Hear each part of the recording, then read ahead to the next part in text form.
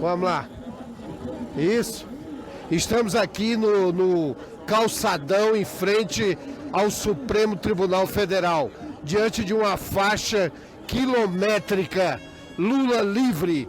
E temos aqui o deputado distrital Chico Vigilante.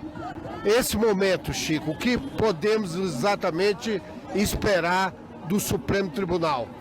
A única coisa que nós esperamos do Supremo Tribunal Federal é que ele cumpra a Constituição. Se cumprir a Constituição como ela está escrita aqui no Congresso Nacional e que cabe aos ministros do Supremo, não é reescrever a Constituição, é interpretar a Constituição do jeito que ela está escrita. E ela diz que ninguém é culpado antes que seja tramitado e julgado uma ação. Portanto, a ação do Lula só estará tramitada e julgada depois que o Supremo se posicionar. Nós estamos pedindo ao Supremo Tribunal Federal que cumpra a Constituição e que o Lula não seja preso arbitrariamente da maneira que o juiz Sérgio Moro quer, que transformou Curitiba na prisão de Guantánamo. Isso é inaceitável no Brasil. É isso, nós agradecemos o Chico Vigilante, que ele está correndo aqui para outra atividade, e nós temos aqui um cidadão aqui segurando a faixa Lula livre. Como é seu nome? Guilherme. O que você espera exatamente do STF? Bom, deveria esperar que ele cumprisse, né, respeitasse a Constituição, né?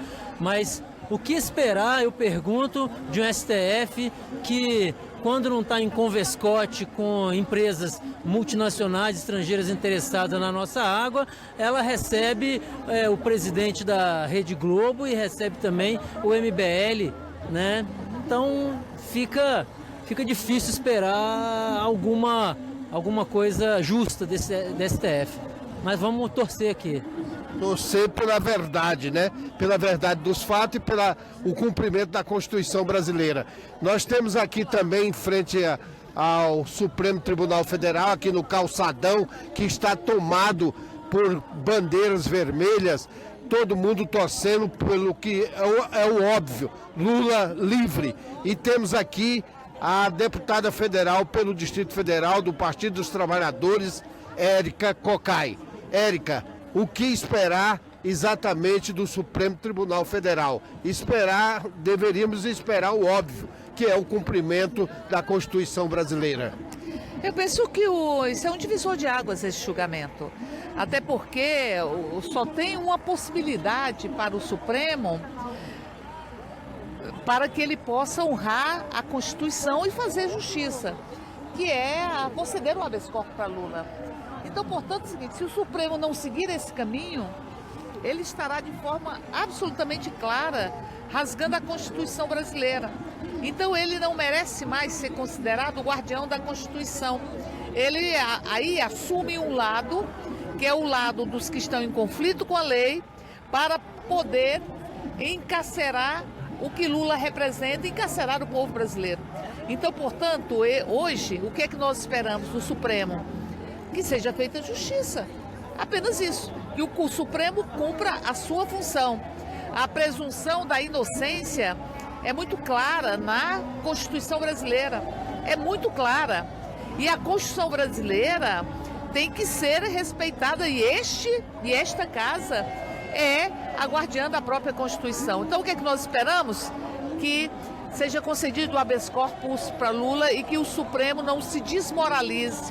E esses ministros que aí estão mantenham a função precípua deste órgão, a dignidade do cargo que ocupam e não desmoralizem a Corte Maior do Poder Judiciário brasileiro. Aquele parlamento já se desmoralizou ao estabelecer um golpe e ao ser tomado pelo golpismo, que é uma constante até hoje na Câmara e no Senado.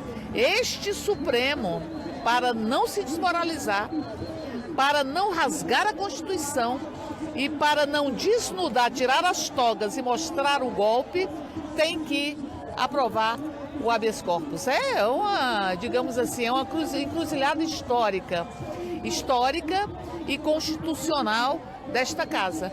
Ou vai optar para o caminho do conflito com a lei e do golpe sendo assumido sem qualquer tipo de enredo que possa encobrir a sua lógica cruel contra a nação, ou o Supremo fazer justiça e seguir a Constituição. Hein, Érica, hoje nós tivemos inclusive a oportunidade de transmitir um momento também de luta que você fez referência ao Congresso, e hoje no interior do Congresso vocês desmascararam, por exemplo, uma exposição aonde colocam no corredor da Câmara dos Deputados uma exposição falando exatamente da história da mulher, aonde suprimiram o nome de Dilma Rousseff, presidente do Brasil. Hoje nós tiramos a invisibilização que queriam impor a Dilma Rousseff, a cassação da sua própria participação na história brasileira, que acontece hoje e que carrega a marca de ter sido a única mulher a presidir esse país.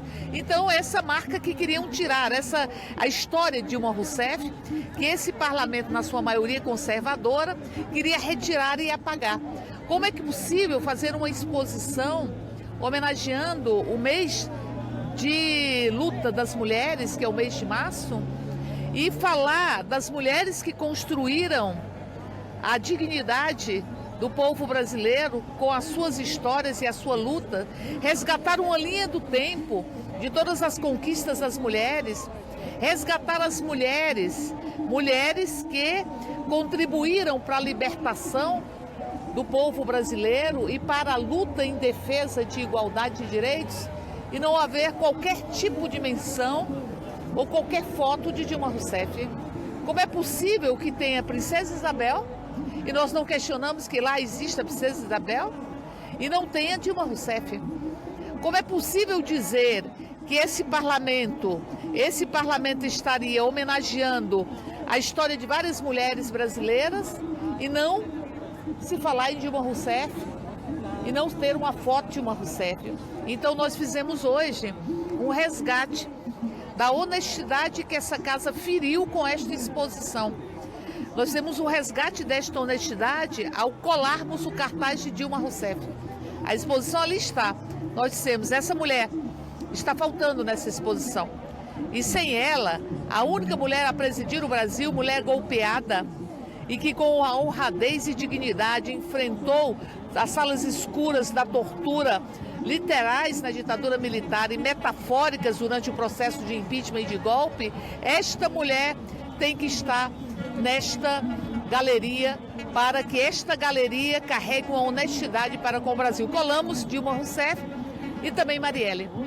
Porque Marielle, que foi assassinada, exterminada em um crime político, veja, o país está se acostumando com o que não pode se acostumar. Nós tivemos uma execução política, uma execução física, um crime político, uma morte política, um extermínio político de Marielle. E eles não quiseram esconder isso. Na ditadura eles diziam que matavam porque estavam reagindo aos ataques daqueles que eram contra o regime. Disseram que Herzog se suicidou. Criavam enredos para enganar o povo brasileiro. O assassinato de Marielle, o seu extermínio político, ele foi um extermínio onde eles não buscaram esconder. Ele se deu no centro do Rio de Janeiro, de forma abusada, ousada, mostrando que o fascismo se sente à vontade para caminhar num período onde o Brasil tem rompimento democrático. Então, o extermínio de Marielle é o extermínio político que nos lembra que ainda vivemos com pedaços cada dia mais contundentes, cada dia maiores da ditadura militar na nossa contemporaneidade. Este extermínio, ele precisa ser repudiado. Esse extermínio ousado, que não quis esconder que é um extermínio, porque não fizeram nenhum tipo de encenação. Foi puro, foi cru, foi bruto, foi nu. O extermínio nu de Marielle indica que o fascismo se instalou e que os ovos de serpente, que foram plantados muitas vezes com os discursos de ódio na Câmara, com o fortalecimento de uma bancada fundamentalista, bancada da bala, bancada da destruição, da morte, dos que se sentem senhores da vida e senhores das armas, esse extermínio de Marielle mostra os perigos e as ameaças que a ditadura enfrenta, que a democracia está enfrentando no país. E por isso nós colamos o retrato da Marielle, pela sua luta, pelo que ela representa e para dizer, você me prende vivo e eu escapo morto. E de repente, olha eu aqui de novo, como diz a canção. E para dizer que somos todas Marielle. E que Marielle precisa estar nessa galeria que homenageia as mulheres que fizeram história nesse Brasil. Dilma Rousseff e Marielle. Nós colamos os 2 cartazes hoje.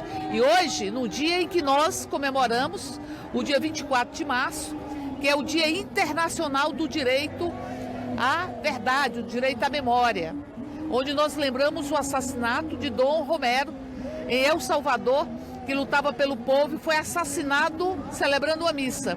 Com a ousadia, que é a mesma ousadia com que exterminaram Marielle. Está lá agora os 2 retratos, de Dilma Rousseff e de Marielle. E eu quero saber se eles vão ter a coragem de retirar dali. Porque se retirarem, nós vamos colar de novo. E vamos colar de novo, e vamos colar de novo, e vamos dizer o que é que isso representa.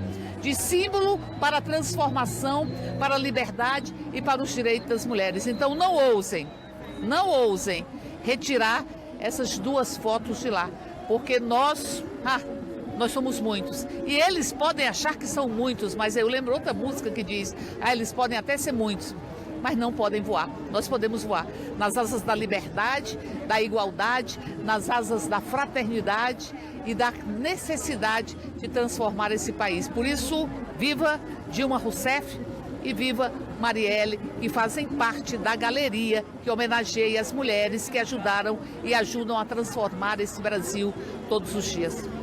Para concluirmos, Érica, deputada Érica Cocai, para concluirmos, qual a avaliação que você faz dessa forma espetacular que está se dando a caravana Luiz Inácio Lula da Silva no sul do Brasil? Eu penso que quando eles não podem cooptar, porque eles tentam nos dominar cooptando. E tem instrumentos poderosos para isso. Um deles é a Rede Globo, os meios de comunicação, que entram dentro das casas, vão capturando pensamentos, capturando comportamentos, capturando corpos. E eles buscam cooptar o povo brasileiro. Não conseguem. Veja, desde 2005 que Lula é atacado de manhã, de tarde, de noite. E o que o povo brasileiro responde a esses ataques? Que votará em Lula mais uma vez. Votou em Lula em 2006, votou na candidata apoiada por Lula em 2010, também em 2014, e o povo brasileiro sinaliza, eu voto em Lula de novo. É a resposta que o povo brasileiro está dando para tudo isso. Isso faz com que eles percebam que os instrumentos, por mais que eles dominem, com os meios de comunicação, com os recursos públicos, com o poder judiciário que só prende quem não faz delação contra o PT, porque quem faz delação a favor ou contra o PT, esses ganham a liberdade. Não é verdade que a Lava Jato está prendendo todo mundo. De mais de 180 anos de pena ou por volta disso, que foram concedidas para 13 pessoas investigadas e sentenciadas pela Lava Jato, esses mais de 180 anos se transformaram em menos de 11 anos. Com as delações premiadas. As delações premiadas é a construção de uma impunidade que atinge corruptos e mais corruptos para caçar o PT e para prender Lula sem nenhum crime. Ou seja, os criminosos estão saindo da cadeia com as delações premiadas. E as delações premiadas, o prêmio que eles recebem é a tentativa de aprisionar Lula. Por isso que nós estamos vivenciando um processo onde eles só perseguem petistas, só perseguem Lula. E é o mesmo judiciário que anistiou Serra e que não mexe uma palha contra Aécio, com sua meia tonelada de cocaína, seus helicópteros, suas obras nos terrenos das suas famílias, ou os áudios. O Aécio tem áudio de que ele negocia propina e diz que é preciso ter a oportunidade de matar quem vai delatar. Isso está nos áudios. E o Aécio está solto. Está com mandato de senador. E Lula está condenado. Está condenado sem nenhum crime. Não é que não tem provas. Não tem crime. Porque está sendo condenado por a reforma de um imóvel que não é dele. E está sendo condenado por corrupção sem se dizer qual foi o ato corrupto, financiou quem ou ajudou quem, em troca de quê, nada. Então não tem crime, não é que não tem provas do crime, não tem crime, não tem crime. E eles condenaram Lula. Então, como eles não conseguem cooptar o povo para marchar contra Lula, eles buscam prender Lula para impedir que o povo brasileiro, mais uma vez, tenha a sua vontade respeitada. Porque teve a vontade desrespeitada com o golpe contra Dilma. E agora eles querem de novo desrespeitar, impedindo a candidatura de Lula. E o que nós estamos vendo lá? Uma caravana que indica isso. Que indica isso. E no desespero de quem não consegue ganhar o coração e a mente do povo brasileiro, eles usam armas, eles colocam tratores, eles usam uma violência sem precedente. Sem precedentes. Veja, nós temos pessoas que foram presas em manifestações sem qualquer tipo de justificativa.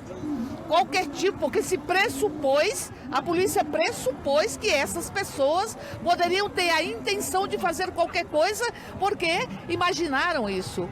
E agora nós temos ruralistas no topo das suas caminhonetes com ar-condicionado, dos seus tratores comprados via de regra com recursos públicos, obstruindo uma caravana, ameaçando, apedrejando os ônibus da caravana, aportando armas, e dizem que isso é o direito dos latifundiários, dos ruralistas.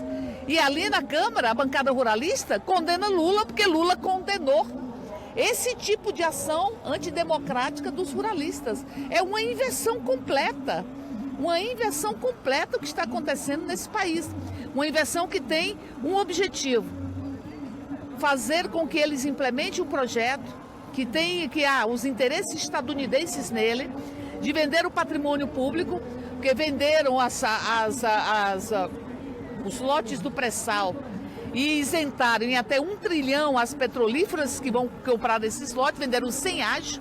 Estão querendo vender a Eletrobras por 12 bilhões, uma empresa que representa 400 bilhões de ativos, é entregar o patrimônio, retirar direitos dos trabalhadores, voltar às senzalas cada vez mais literais e se protegerem, eles que estão ocupando, através do golpe, assaltaram o Palácio do Planalto, esses se protegerem de qualquer denúncia e investigação de corrupção. E nesse projeto que eles têm de destruição do país, existe uma ameaça a esse projeto antinacional, esse projeto, enfim, que busca desnacionalizar a riqueza e subalternizar o Brasil e seu povo. Essa ameaça é Luiz Inácio Lula da Silva. Então eles buscam calar Lula, porque eles querem implementar um projeto que os Estados Unidos têm interesse neles, cada dia está mais claro, porque a Eletrobras eles não querem apenas privatizar, eles querem desnacionalizar. Ela não vai ser mais brasileira, como parte do pré-sal, que lembro de Dilma Rousseff numa discussão na campanha contra a Alckmin, ela dizia: isso é o passaporte para o desenvolvimento do Brasil. E esse passaporte eles acabaram de doar para a Shell e ainda pagar a Shell para que ela tivesse nas suas mãos o passaporte para a independência e para o desenvolvimento do Brasil. Então, portanto, Lula representa uma ameaça a tudo isso, porque o povo brasileiro dá respostas. Ele pode não ir às ruas, como poderia ir, mas ele dá respostas. Deu em 74, não ia às ruas contra a ditadura, mas votou contra os candidatos da ditadura em 74. Votou contra os candidatos. O Senado, acho que foi 2/3 do Senado, foi ocupado pela oposição em 1974. E qual é a resposta que o povo brasileiro dá de novo hoje? Eleger Lula, eleger Lula, eleger Lula. Concentra a sua esperança na eleição de Lula. Por isso, para além de quando eles entendem isso, eles buscam tirar Lula da disputa, fraudar as eleições, rasgar o processo eleitoral desqualificar Lula e não conseguem fazer isso. Não conseguem, porque o povo brasileiro sabe o que representa Lula. Lula governou durante 8 anos o Brasil. Lula não está fazendo o que vai fazer. Lula só precisa fazer o que foi feito já. O que foi feito no Brasil sobre a sua presidência. O povo brasileiro resiste, resiste e resiste. Isso faz com que eles apelem para a força bruta e vão aprofundando a ruptura democrática para impedir Lula de continuar sendo a esperança do povo brasileiro. E isso carrega um perigo muito grande, porque arrancar do povo a sua esperança, onde ele está concentrando a esperança de ser valorizado, de ter a sua dignidade respeitada e do país continuar sendo este país do povo brasileiro, se você retira isso, aí é o imponderável. É um imponderável, que é rasgar definitivamente. É como se o Senado, se o Supremo hoje decidir contra o habeas corpus, está definitivamente rasgando qualquer perspectiva de que o Estado Democrático de Direito dê respostas ao que o Brasil está vivenciando. Ele está jogando na força bruta, na lógica de que o jogo vale tudo, que não tem lei, que é barbárie pura. E quem implanta a barbárie recebe também de volta a própria barbárie. Por isso é importante que nós estejamos aqui para dizer que o Supremo tem uma responsabilidade histórica de dizer que a Constituição não está suplantada, rasgada, e dizer que ainda existe Estado Democrático de Direito. Então, e não arrancar e impedir o povo de carregar a esperança de se sentir valorizado nesse país, que é o país de Zumbi dos Palmares. Entenda isso. É o país de Olga Benário, que veio aqui e adotou o Brasil. É o país de Margarida Alves. É o país de Zumbi dos Palmares. Por isso, moço, respeite o povo brasileiro. É isso, nós tivemos aqui a fala da deputada Érica Cocai, exatamente ao lado da faixa Lula Livre. É uma faixa quilométrica aqui no calçadão do Supremo Tribunal Federal, que está tomado pela militância popular em defesa do que está expresso na faixa Lula Livre, enquanto o Supremo Tribunal tem que exatamente se posicionar no pleno do Supremo para que Lula não seja exatamente nessa fase desse processo, entendeu? Punido erradamente contra o que está posto na Constituição brasileira, entendeu? Porque não é nessa fase processual que se pode exatamente querer puni-lo, entendeu? Até porque não há prova contra Lula. Ele não poderia nem sequer estar sendo condenado como está posto neste momento.